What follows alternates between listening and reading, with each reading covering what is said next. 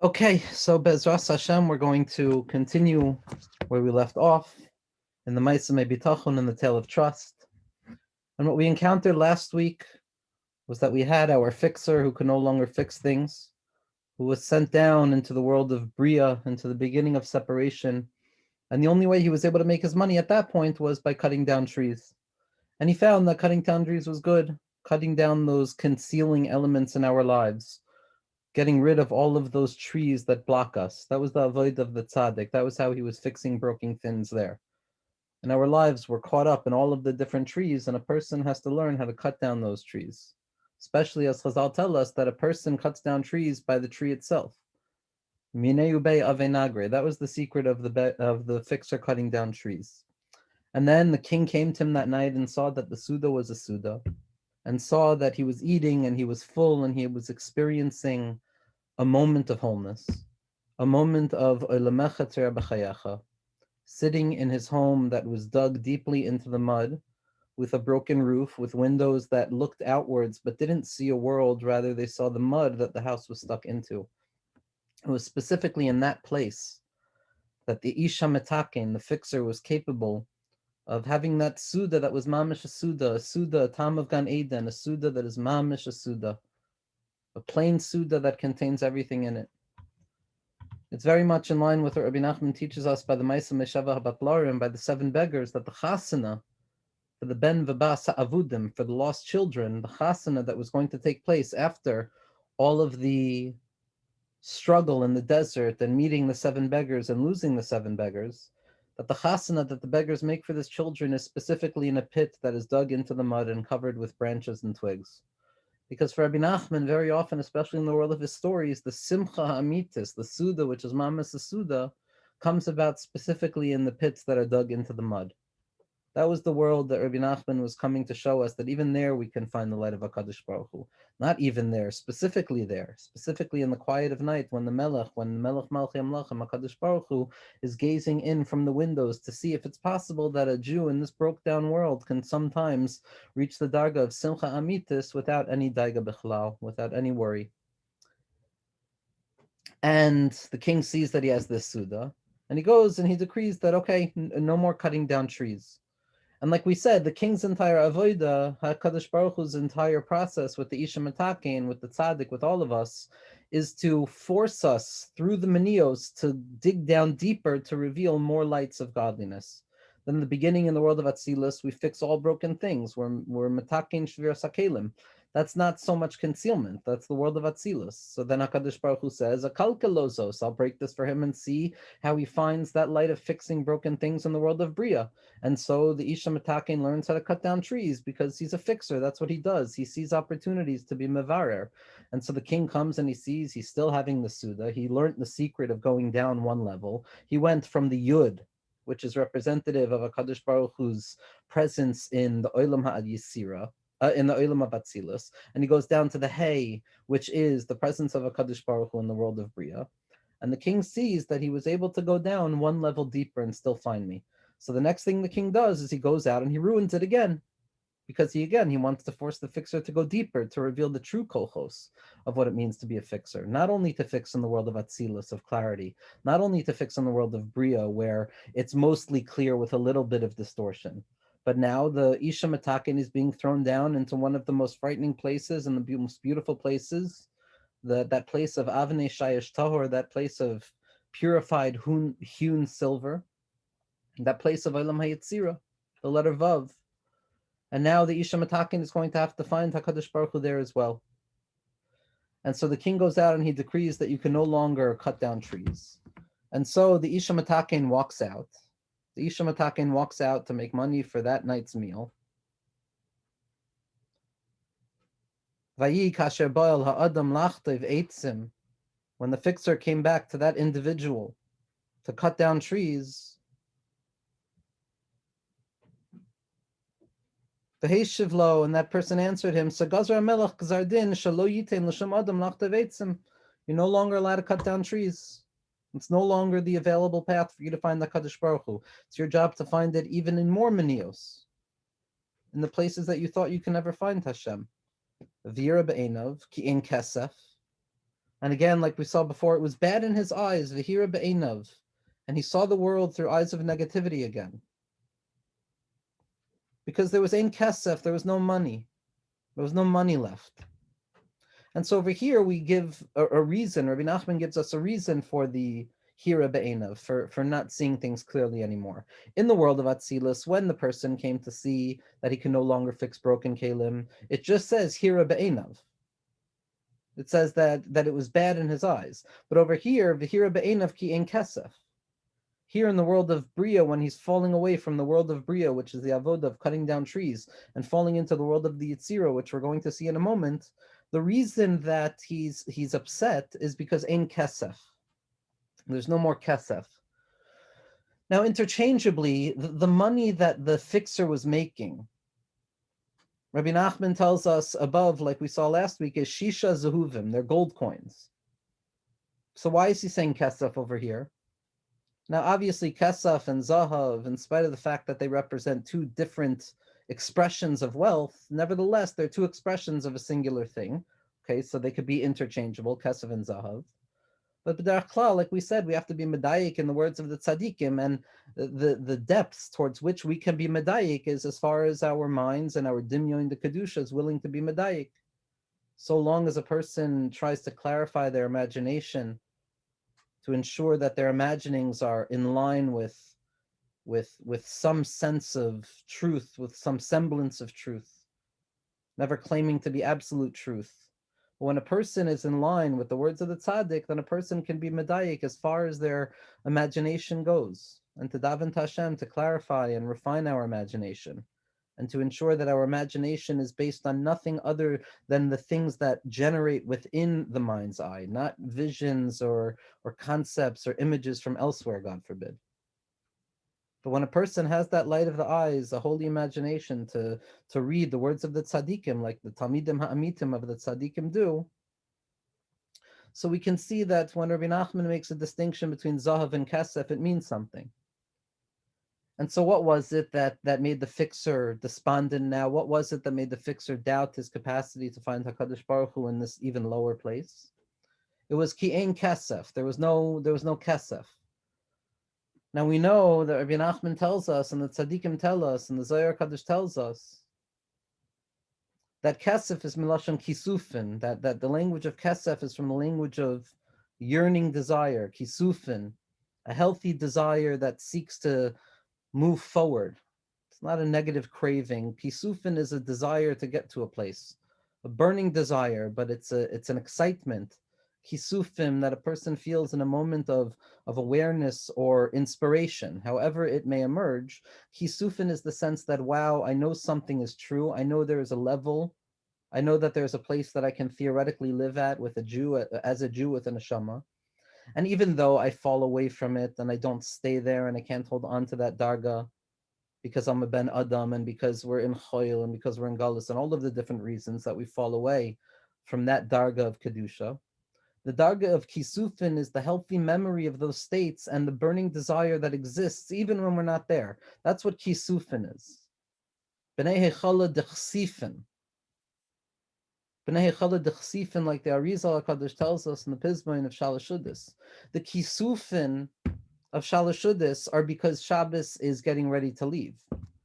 And so we're intimating or intuiting the sense that there will be kisufin again for Shabbos. Kisufin is always about yearning in a holy and a healthy way towards something, an ideal that is outside of me, yet even though it's outside of me and I'm not there, Rabbi Nachman teaches us that through the kisufin themselves, a person is connecting to the thing that they're desiring after.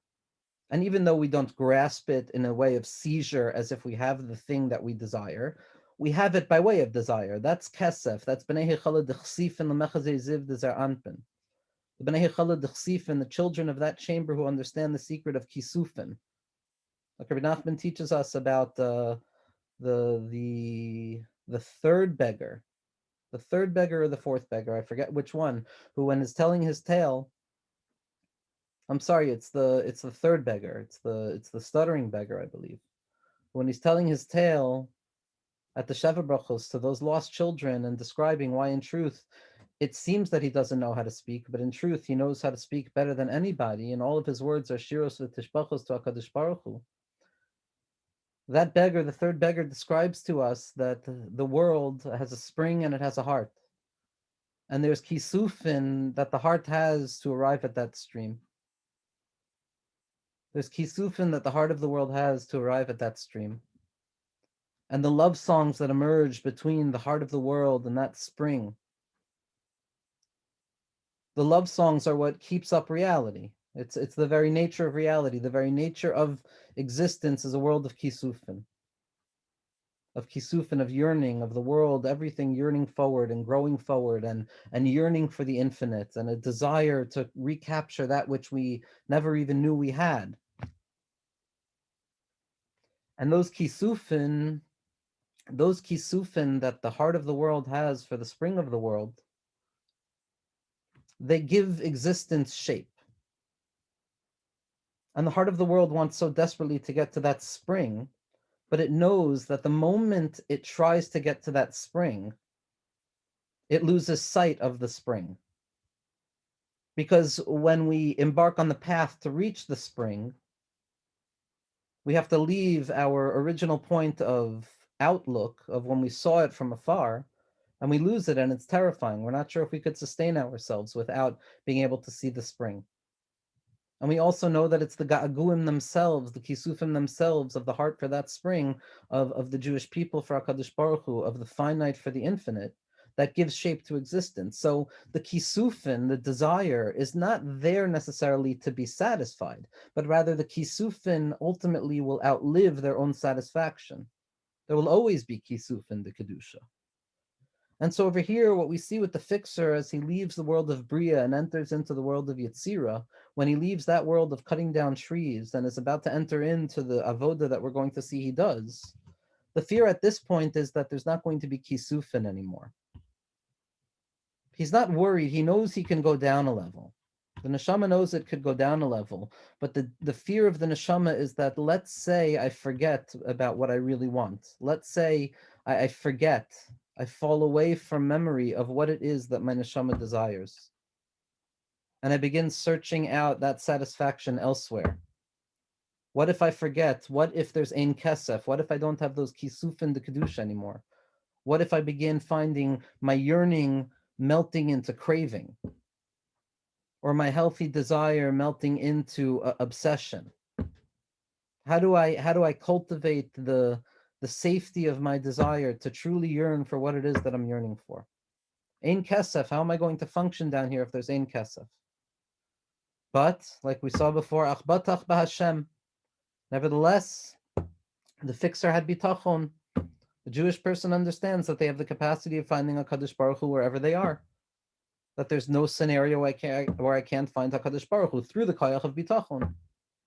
Through that ability, like we said, in the name of the Rebbe, in the name of Rav Shammai Morgenstern Shlita, that the Indian of bitachon is the capacity to taste the lights of the future, to taste that light of Chachma when it nests itself within the present moment itself. Like the song of Shir Hashirim, or the screams of childbirth, which are already sweetened by the future knowledge that things will be okay, in spite of the fact that they're not okay yet. I can always cultivate my own kisufin. I could hold on to those kisufin.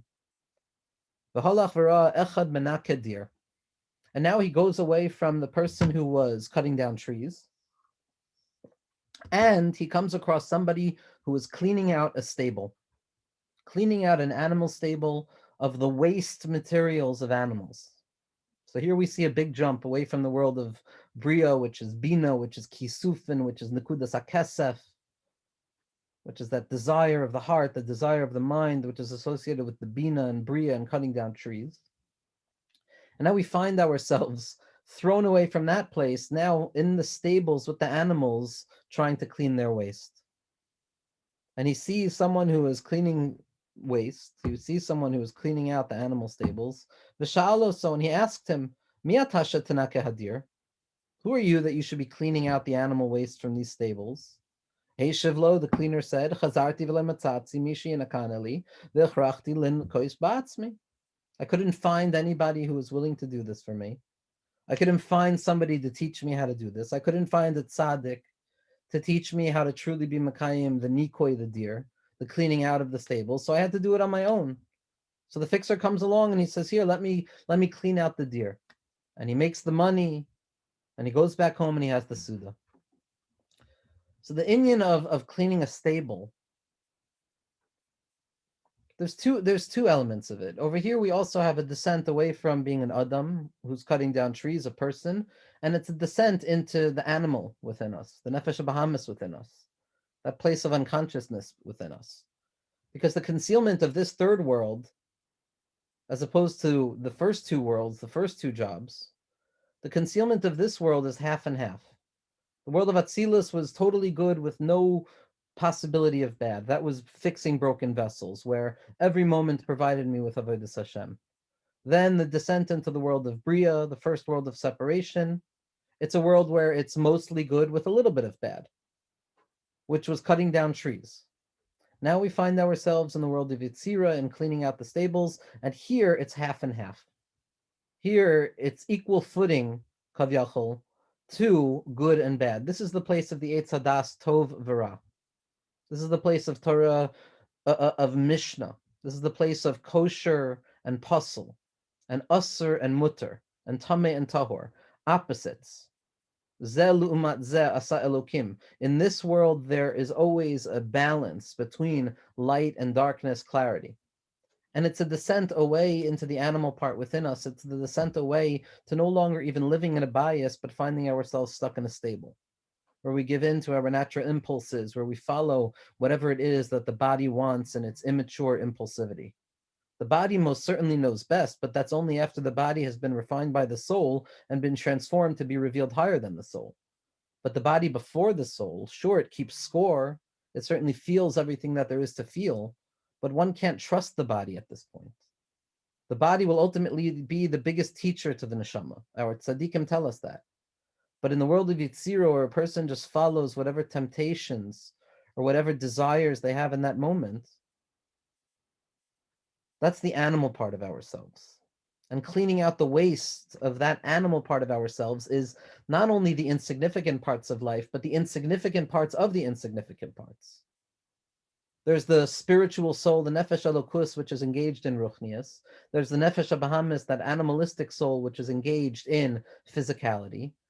And then there's the waste of the animalistic soul, which is boredom and nothing, valueless, banal reality, things that appear to be completely insignificant. That's the question of excess. That's the question of waste, of eating something and the body expelling the element which is extra. How could it be that there's something extra in reality? This is the kasha of Olam HaYetzirah. How could it possibly be that there could be something without purpose in a world that is created and sustained by the infinite purpose of all things, by HaKadosh Baruch Hu, by the Or Ein Sof? How could it be that there are things that go to waste, levatala? And this is not a simple question, because when a person begins the process of learning halacha, the first encounter with the Shulchan Aruch, after learning how to wake up, is the question of how do I pray, how do I live in a world with excrement, with waste? Mishnah Berurah and the Shulchan Aruch and the Poskim go deeply, they dive deeply into that halacha at the very beginning, because the prerequisite to tefillah, the prerequisite for understanding the secret of prayer, is understanding that there will very often be things in this world which appear to be wasteful and without purpose. B'mikra, by chance and insignificant, levatala, with no actual purpose, with no centeredness. That's the question of the Olam HaYetzirah, which is why the bracha that we make on this miraculous process is Asher Yatzar Asa Adam. Yatzar, the language of Olam HaYetzirah, where there's good and bad, and it's the waste of the animalistic experience, where we look around the world and we feel that there's so much extra here, there's so much garbage, there's so many extra things, there's so many moments in my life of randomness and insignificance that I begin to think that the world has extras in it, that it's possible that there could be waste and not an opportunity to come closer to you, HaKadosh Baruch Hu. And this inyan of this waste, right? Ultimately, the Nachash was supposed to take care of this. The tikkun of the Nefesh HaBahamis. The Nachash we know is the gematria of Mashiach, because ultimately the Nachash is going to be mahapech into the mata of Moshe, into the staff of Moshe, which is going to be the hata'ah, the staff of Mashiach Tzidkenu.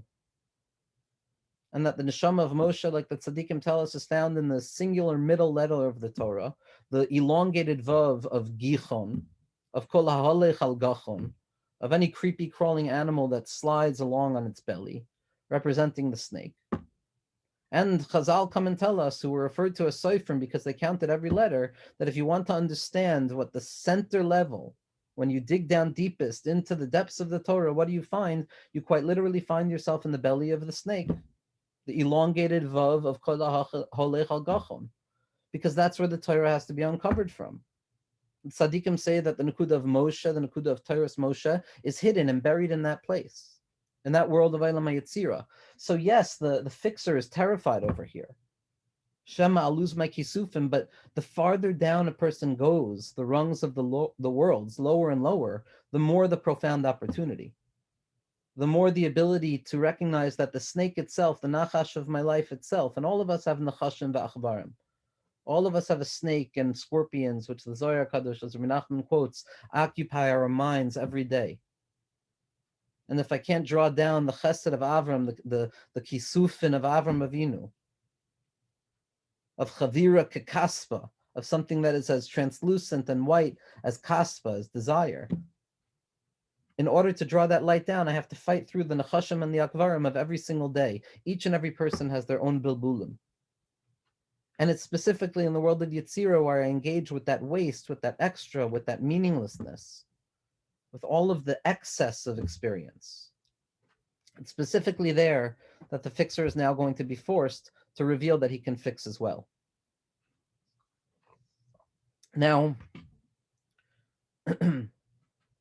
one of the ikar tachlis of an individual is to find ikar in life, is to uncover the points of essentiality, to ensure that things are seen to be absolutely purposeful, and that there's nothing without purpose, and that there's nothing levatala, and that leval yidach mimenu nidach, that no experience is going to be wasted, because everything is absolute in its significance, because everything signifies the infinite light of HaKadosh Baruch Hu. And as Mamela, you can't have anything that's truly tafel. You can't have anything that's truly insignificant. The insignificant extras of life are, on a certain level, the most essential element, because it teaches us that even the insignificant is significant. Even the waste is necessary. Even these inyanim that have to be pushed away, tsoa, teitzei, the Isha Metakein reveals that he can fix that place. He can fix that place. And God forbid if a person claims that they can fix that place without being ready, without descending down into the world of Yetzirah where things seem wasteful and extra. So it's the aspect of Bilam Harasha. Because Bilam Harasha, we know also, worshipped this element by Baal Peor. That this whole Indian of serving their form of representation of their higher power, specifically by way of these extras, saying that there's nothing extra. Even this could be brought to God. And that's the classical chait of doing something far too early, without birurim. Bilam wanted to die like a yid, but he did not want to live like a neshama. He didn't want to work through being mevarer that essential excess, or that excess essentiality of that which appears to be wasteful, cleaning out the waste of my life and experience.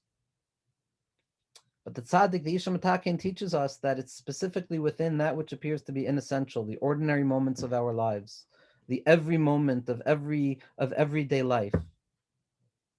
The whole, which is, because it's lowest, contains the deepest imaginable light.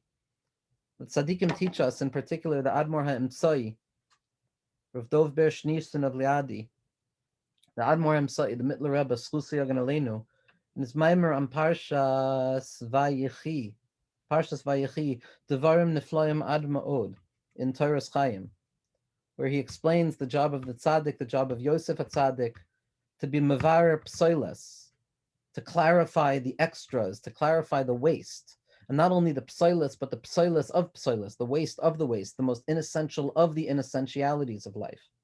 That only the tzaddik like Yosef could be ma'asef and collect that place also and show that it's essential. Because the Iker Nakud of the Tzaddik is to be Megala that everything has an Iker. That's what Shmiras Habris means. Shmiras Habris means to identify the Iker in everything. It's the opposite of Levatala. It's the opposite of something that is not essential. Rav Kook describes this as the whole yesod of the inyan of Shmiras Habris, of guarding the covenant in the sense of believing that everything in my life is essential. Everything, every breath, every step that I take, HaKadosh Baruch Hu is with me.